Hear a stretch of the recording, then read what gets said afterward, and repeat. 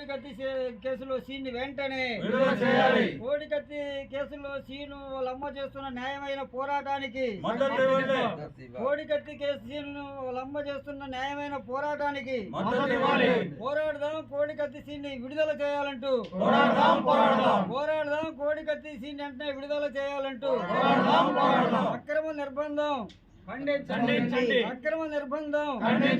అక్రమ నిర్బంధానికి వ్యతిరేకంగా ఈరోజు పల్నాడు జిల్లా నర్సరావుపేట కేంద్రంలో అష్ఫకుల్లా ఖాన్ కాలనీలో పీడిఎం జై భీమరావు భారత పార్టీ మాలమానాడు పలు ప్రజా సంఘాల ఆధ్వర్యంలో ఏదైతే గత 5 సంవత్సరాల క్రితం ఎన్నికలకు ముందు వైజాగ్ ఎయిర్పోర్ట్లో ఓ దళిత కులానికి చెందినటువంటి జనమాల శ్రీను అలియాస్ కోడికత్తి సీన్ అనేటటువంటి వ్యక్తి ప్రస్తుత రాష్ట్ర ముఖ్యమంత్రి వైఎస్ జగన్మోహన్ రెడ్డిని చంపబోయాడని ఆ నేరంలో గత 5 ఏళ్లుగా శిక్ష అనుభవిస్తున్నటువంటి కోడికత్తి సీను విషయంలో నేటికి కోర్టుకి వాయిదాలకు అటెండ్ కాకుండా రాష్ట్ర ముఖ్యమంత్రి నన్ను చంపబోయాడని ఒక బాధితుడిగా ఈ కేసులో బాధితుడిగా ఉన్నటువంటి వైఎస్ జగన్మోహన్ రెడ్డి ముద్దాయిగా ఉండబడేటటువంటి జనమాల సీను కేసులో నేటికి సాక్ష్యం చెప్పడానికి సాక్షులు కానీ లేకపోతే నాకు అన్యాయం జరిగిందని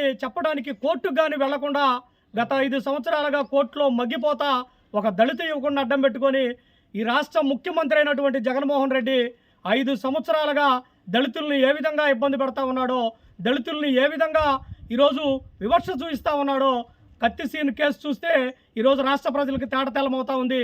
ఈరోజు మేము ఒకటే చెప్తా ఉన్నాం, అయ్యా నువ్వు ఎన్నికలకు ముందు కోడికత్తి సీను డ్రామా ఆడి ఈరోజు ఎన్నికల్లో ముఖ్యమంత్రి అయిన తర్వాత కనీసం నువ్వు ఆ యొక్క కోర్టు వైపు సాక్ష్యానికి కూడా వెళ్ళలేదు. ఓ పక్క మీ బాబాయ్ గొడ్డల వేడితో చనిపోతే ఆ కేసులో ఈరోజు ఈ రాష్ట్రం కాదు పక్క రాష్ట్రం ఇది రాష్ట్రంలో ఉండబడేటటువంటి పోలీసు యంత్రాంగాన్ని నమ్మక పక్క రాష్ట్రానికి నువ్వు ఈరోజు చేసావు. అలాగే ఈ కేసులో మాత్రం ఎందుకు ఈ విధంగా నిర్లక్ష్యం వ్యవహరిస్తూ ఉన్నావు? నీది ఏదైతే నేషనల్ ఇంటెలిజెన్స్ ఏజెన్సీ ఉందో అది కూడా తేల్చి చెప్పింది ఇది కుట్ర కోణంలో మీ మీద దాడి జరగలేదని. అయినప్పటికీ ఇంకా ఉద్దేశపూర్వకంగా దళితులను అణచవేస్తూ మళ్ళా ముఖ్యమంత్రి అవ్వాలని నీ కుట్రలను భగ్నం చేయడానికి ఈరోజు సాక్షాత్తు కోడికత్తి సీను తల్లి సావిత్రి అలాగే తన సోదరుడు ఆ కేసును వాదిస్తున్నటువంటి సలీం అంతా కూడా రాష్ట్ర వ్యాప్తంగా 26 జిల్లాల్లో సమావేశాలు పెడతా ఉన్నారు. రేపో మాపో దీక్షకు దిగబోతా ఉన్నారు. రాష్ట్ర వ్యాప్త ప్రజలకందరికి కూడా వాళ్ళు తీసుకున్న దీక్షకు మద్దతు ఇవ్వాలని ఈరోజు ఆ మద్దతుకు కూడా మేము నిరసన తెలియజేస్తా ఉన్నాం, మద్దతు తెలియజేస్తా ఉన్నాం. ఖచ్చితంగా కోడికత్తి సీను కనుక ఈ ఎన్నికల లోపు కనుక రిలీజ్ చేయకపోతే ఖచ్చితంగా మీరు ఓటమికి గురవుతారు.